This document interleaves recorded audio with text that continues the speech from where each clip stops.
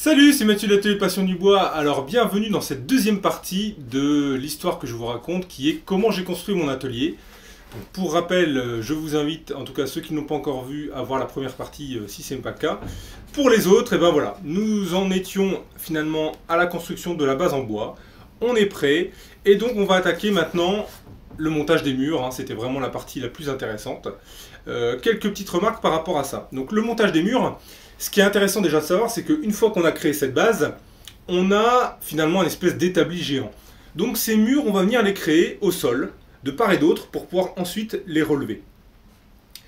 Alors, au niveau des bois, c'était des bois de 3 mètres de long, donc je les ai coupés en hauteur, je sais plus, je crois que c'est 2 mètres 20, quelque chose comme ça.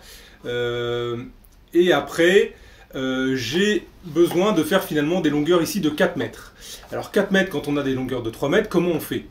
Et bien du coup, je suis venu les assembler entre eux. Donc je vous mettrai une petite photo. En fait, les planches, quand elles sont assemblées comme ceci, il y a des espèces de plaques métalliques avec des agrafes que l'on vient taper dedans pour vraiment les maintenir entre elles. À certains moments, j'ai même remis une petite chute en bois. Vous imaginez, je vais exagérer un peu le trait, mais c'est comme si pour relier ces deux pièces-là, je venais en même temps reclouer celle-ci par-dessus, quoi. Hein, d'accord ? Donc à certains moments, quand je voyais que c'était un petit peu faible, j'ai mis ça. Après, si vous arrivez à trouver des grandes longueurs, bah, tant mieux. Hein. Après, ce qu'il y a, c'est qu'il y a un petit souci côté manutention.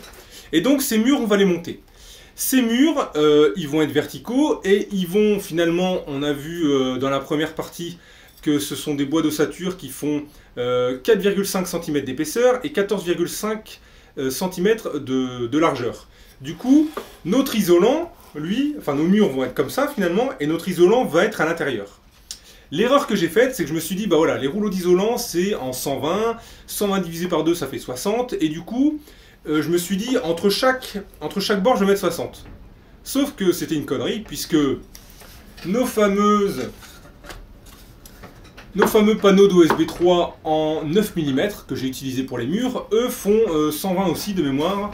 Du coup, bah, si j'ai mes 60 entre chaque trou, eh ben, j'arrive plus au bon endroit pour pouvoir visser, enfin pour pouvoir plutôt clouer ces panneaux d'OSB dans le bois.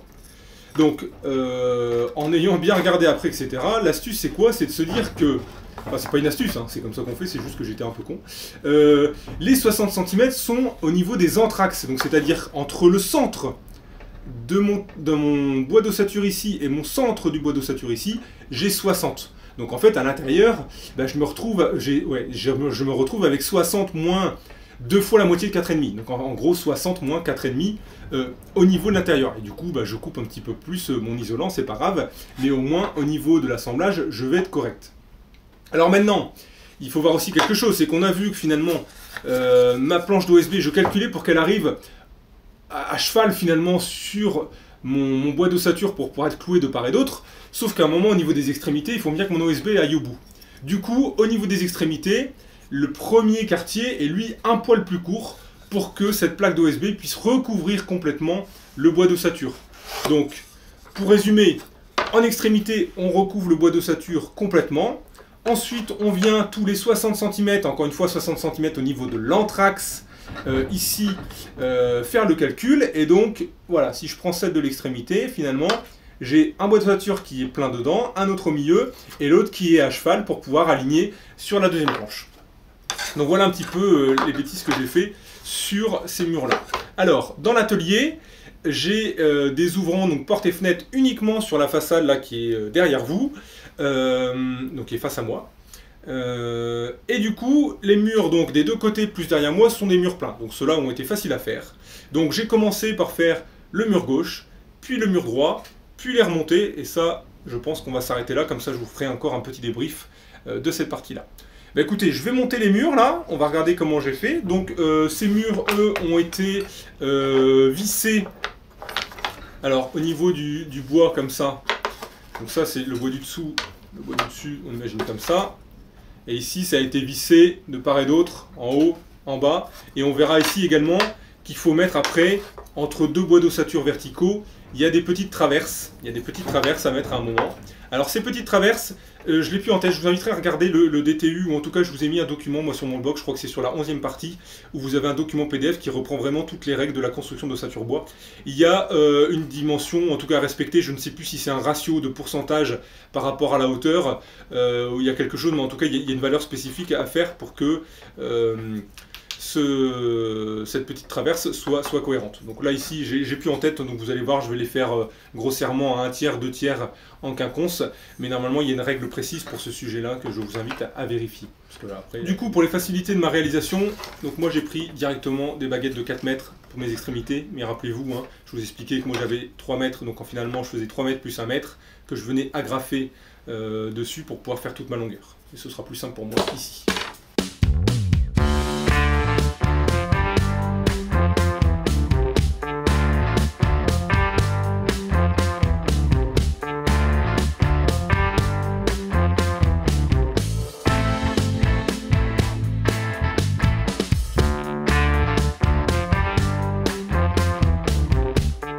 Alors ça y est, j'ai terminé le premier mur, globalement on arrive à ça, juste quelques petits compléments d'information. Au départ, une fois que j'ai fait le grand rectangle, je suis venu verrouiller les positions de chaque côté pour être sûr qu'elles soient à 90 degrés en venant finalement simplement clouer des petites planches en bois comme ça en travers qui me permettaient vraiment de garantir d'avoir vraiment un bon rectangle. Ce que j'ai fait simplement c'est mesurer les diagonales pour être sûr que j'ai des angles droits de chaque côté, et puis à partir de là je suis venu mettre les montants intermédiaires.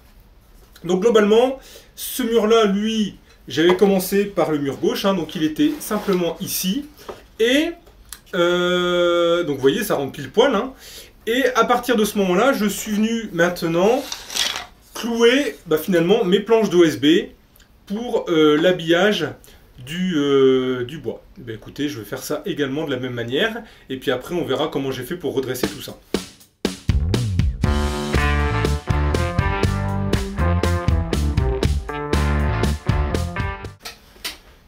Alors, maintenant que ce mur était fait, j'ai préparé le deuxième et là je vais vous montrer surtout la démo, il a fallu le relever. Donc là du coup, ce qu'on a fait c'est qu'on est venu mettre des butées qu'on a clouées pour l'instant dans la lisse basse au départ, pour éviter qu'en poussant, finalement tout le mur sorte complètement de la base en bois, donc on est venu bloquer ici, et en étant deux, je crois que ça suffisait finalement avec le poids, on a relevé comme ça le mur. Alors une fois qu'il était debout, finalement ça tenait quand même plutôt bien. Et une fois que ça tenait plutôt bien, enfin on va dire en le maintenant quand même, on est venu ici tapoter, alors soit à la masse, soit au pied, pour vraiment être aligné sur la lisse basse. Et une fois qu'on était aligné, donc finalement en position comme ça sur le sol, on est venu utiliser une grosse équerre de maçon pour s'assurer ici de la perpendicularité.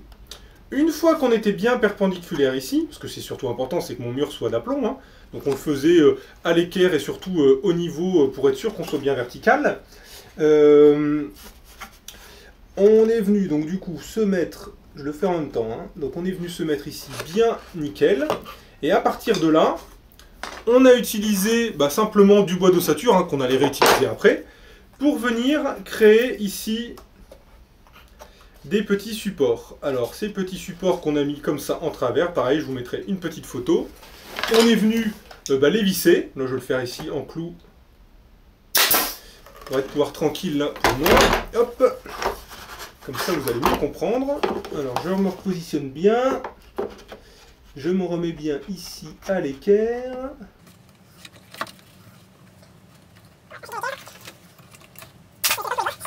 Donc une fois qu'on avait cette partie là, ça nous tenait bien. On a fait exactement la même chose de l'autre côté à cet endroit là, encore une fois pour pouvoir retenir le mur, parce que bon à un moment on a besoin de bosser tout autour. Et une fois qu'on avait fait ces deux parties là, on est venu nous clouer à l'intérieur. Alors clouer plus, on a remis également à chaque endroit un tire-fond pour venir maintenir le bas du mur directement vertical.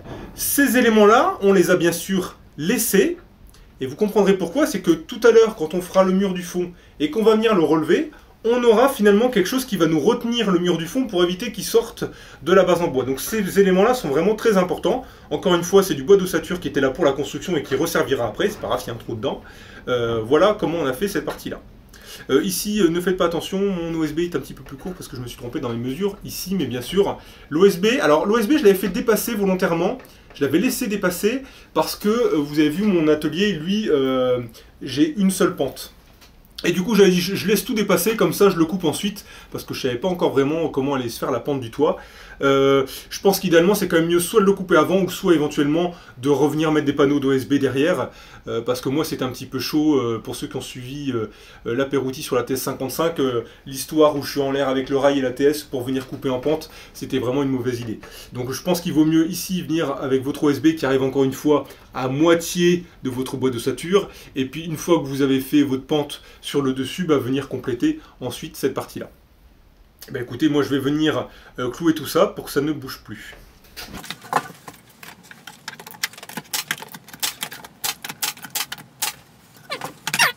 Pour la suite, on va faire exactement la même chose pour le mur de ce côté-là, et puis on se retrouve juste après.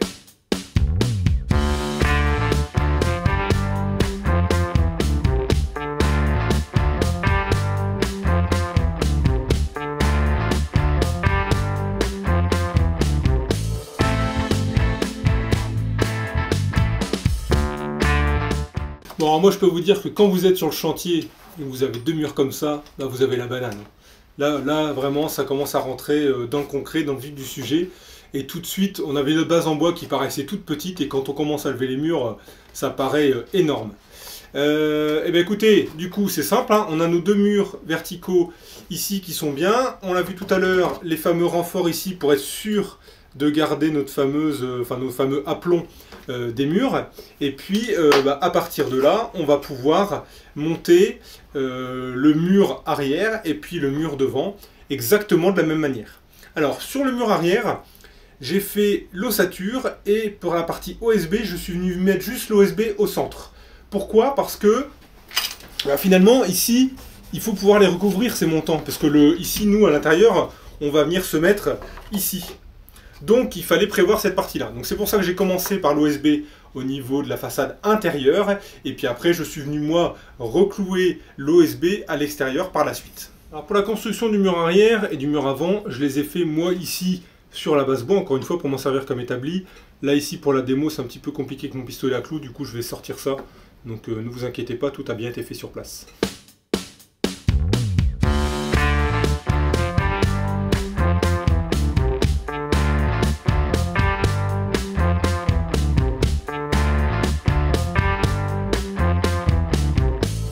Alors ici, avant de retirer mes bois là qui me soutiennent ici la perpendicularirité de mes murs, il a fallu finalement accrocher ces deux murs ensemble.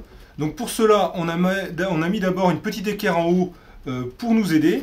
Et après, on est venu ici visser tout le long les deux montants l'un dans l'autre, de la même manière de l'autre côté. Et avec ça, finalement, on était plutôt bon. De toute façon, on va avoir une lisse haute tout autour qui va nous permettre aussi de ceinturer tout ça. Du coup, à l'arrière, maintenant qu'on a rejoint ici ces deux montants, et comme je vous l'ai dit tout à l'heure, j'ai pu couper une planche d'OSB qui est venue recouvrir finalement le tout pour que finalement quand on a l'enveloppe, on regarde, on est vraiment nickel par rapport au côté. Et c'est pour ça que quand j'ai monté le mur, finalement je l'ai monté qu'avec les OSB au centre et non pas sur les extrémités pour pouvoir venir maintenant recouvrir finalement les murs des côtés. Alors pour le mur de devant, c'est là où finalement il y a c'est là où c'est le plus compliqué parce qu'il y a les ouvrants. Du coup pour les ouvrants, normalement on doit dire qu'il faut doubler les montants de chaque côté. Donc par exemple au niveau de la porte, je vous mettrai en photo, les montants sont doublés, etc. De même au niveau de la fenêtre. Je sais que vous verrez par exemple dans les photos qu'il y a des choses que j'ai mal fait au niveau de ma fenêtre. C'est que en pratique on devrait avoir quelque chose d'à peu près comme ça, sauf que moi j'ai fait une bêtise par exemple, c'est que je suis venu écarter ces trucs là. Je crois que j'ai fait quelque chose comme ça, en disant bon c'est cool, je double, je vais le mettre sur le côté, hein, mais je double les montants en faisant quelque chose comme ça. Sauf qu'ici, on se rend compte qu'avec ce système-là, si jamais ça appuie, finalement, ça retient rien du tout et ça peut venir écraser la fenêtre. Donc il faut vraiment, quand on dit les doubles montants, ça doit être vraiment ici, de chaque côté, pour supporter la fenêtre. Bon, alors ça, du coup, je vous invite à regarder vraiment les règles, encore une fois, regardez le petit doc PDF que je vous mettrai dans la description, qui est plutôt bien foutu sur le sujet, qui vous explique tout bien sur cette partie-là, parce que voilà, je sais que c'est des choses que j'ai moi mal fait pour la construction, et donc qu'il faut éviter de reproduire ces mêmes erreurs au niveau, encore une fois, de tout ce qui est ouvrant de l'atelier.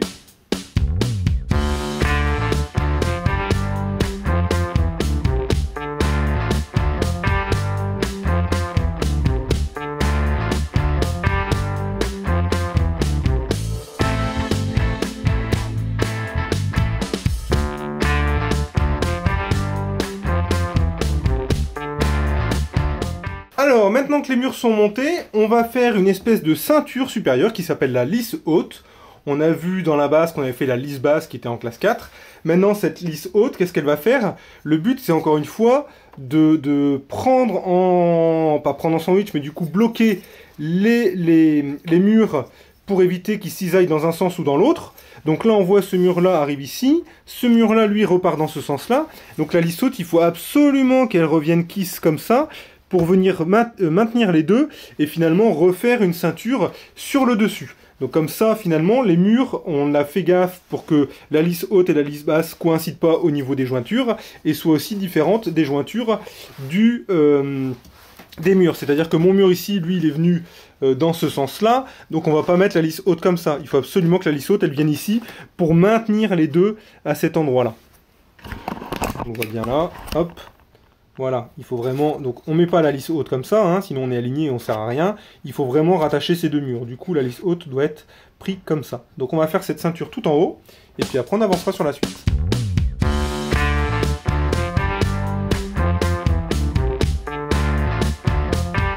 Bon ben voilà, ça y est, tous les murs sont montés, la lisse haute est terminée, et je pense qu'on va s'arrêter là pour cette petite vidéo.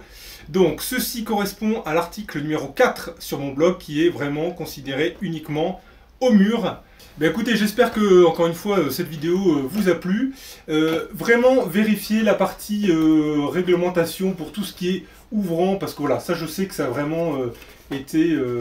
Enfin, je sais que j'ai des choses que j'ai mal fait par rapport à la construction, donc là j'ai pu les améliorer un petit peu dans cette maquette, mais voilà, sur les photos que je vous montrerai, vous verrez qu'il y a des erreurs par rapport à ça. D'ailleurs, c'est peut-être un jeu pour vous, essayez de trouver les erreurs qui sont faites au niveau des ouvrants. Mais voilà, globalement, cette partie-là, moi je peux vous dire encore une fois que sur le terrain, quand les 4 murs étaient montés comme ça, c'est vraiment, c'est quelque chose qui prend aux tripes. Une fois qu'on a monté tout ça de ses mains, c'est vraiment hyper agréable de voir ça construire. Et finalement, on avait cette petite base qui nous paraissait toute petite au départ, et une fois qu'on a monté les murs, ça nous paraît gigantesque à l'intérieur. Voilà. Et bien écoutez, si vous n'êtes pas abonné à la chaîne, faites-le, comme ça vous serez sûr de suivre la suite de cette aventure. Et puis je vous dis à bientôt. Donc la prochaine vidéo, ce sera pour le toit.